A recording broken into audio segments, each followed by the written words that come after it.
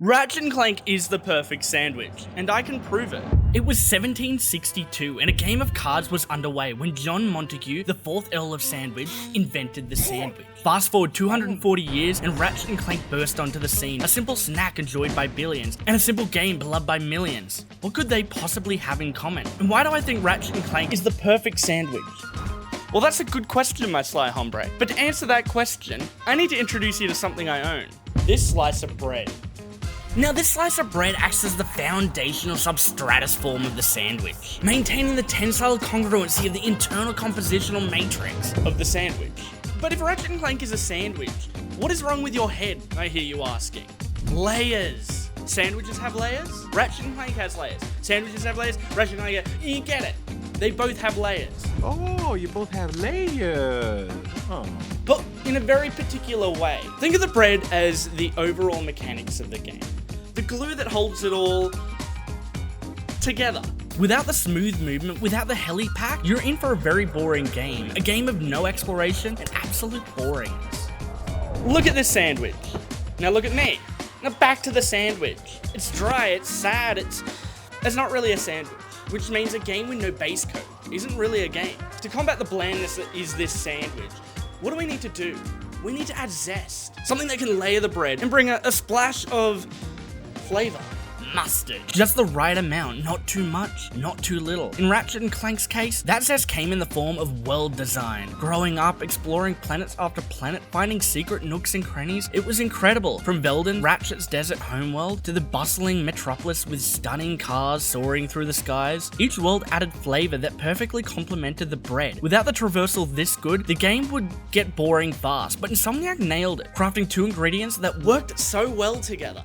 With traverse and world design this good, they were off to a great start in creating this sandwich that is Ratchet and Clank. This alone would get boring fast. To make things better, we need that crunch. Now, a sandwich can be made in many ways, with many ingredients. For the crunch, you need that perfect amount. Something that doesn't take away from the flavor, but adds texture. Now, we could throw an apple on it, and we will get crunch, and a bloody sandwich.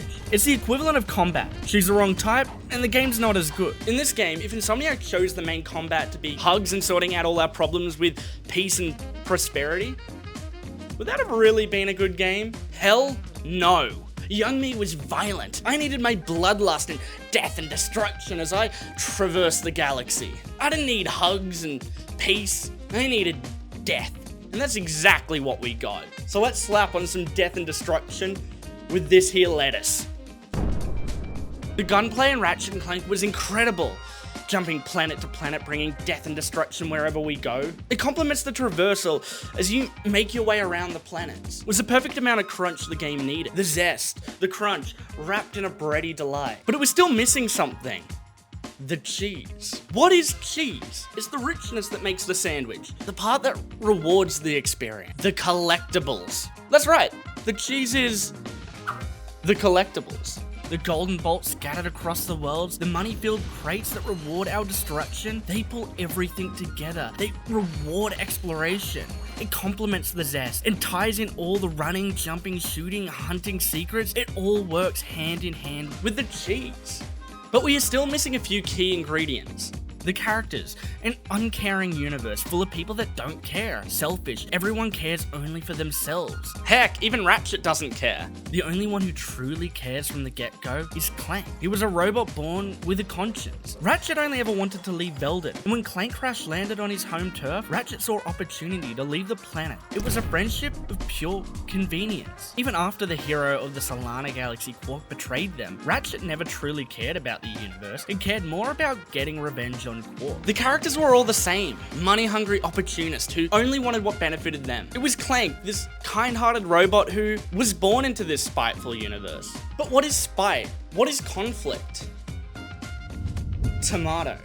And look, some people hate it. They think it will make the sandwich soggy. And perhaps they're right. However, I, for one, absolutely despise it. I think it's gross. I think it's stupid. The overall conflict brought in by the tomato can complement the sandwich if done just right, and that's salt. When salting the tomato first, it just works. That conflict halfway through the game with Ratchet and Clank, that's the salt. That's what made it work.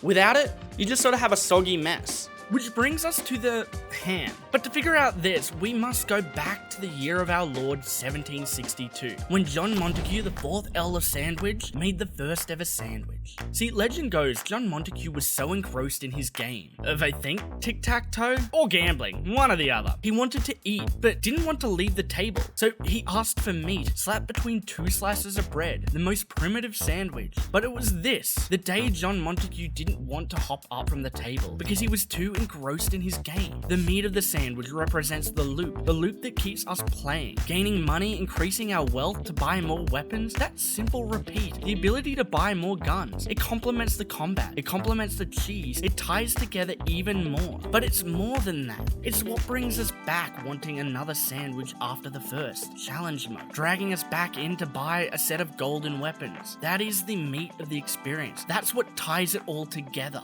The sandwich is amazing, but it's not perfect. Anyone knows to have a good sandwich, it can't be too dry.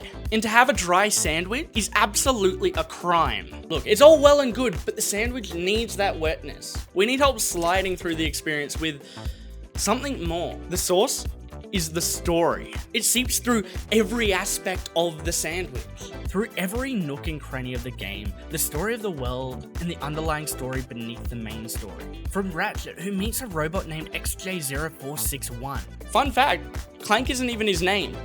It was a nickname given to him by Ratchet. After discovering a plot from Chairman Drek, Clank escapes the planet and crash lands on a backwater planet, meeting a Lombax named Ratchet. They go in search for the hero of the Solana Galaxy, Captain Quark. He lured them to his headquarters on planet Umbris and betrayed the duo, setting Ratchet, who cared little for what was happening to the universe, on a spiral that would turn him into a hero. Seriously, Ratchet didn't care. He was off on his adventures out of pure convenience. If Quark hadn't lured him to his headquarters, Ratchet would have happily left. Drek would have won, but in that moment, Quark created something that he always wanted to be, a hero.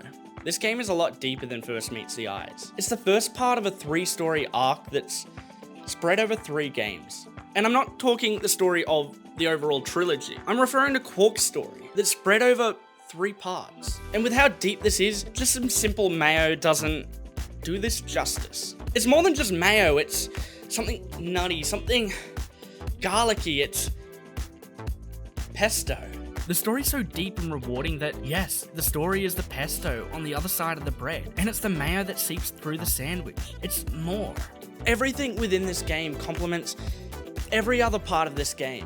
It's why I love this game so much. It's my comfort food. From the gunplay complementing the exploration complementing the collectibles, all the way to the collectibles complementing both world design and the loop of the game. Just like this here's sandwich. Everything is complemented by one part or another. It's layered into one final masterpiece of a meal. It's beautiful. A culmination of ingredients that when put together makes for an enjoyable experience.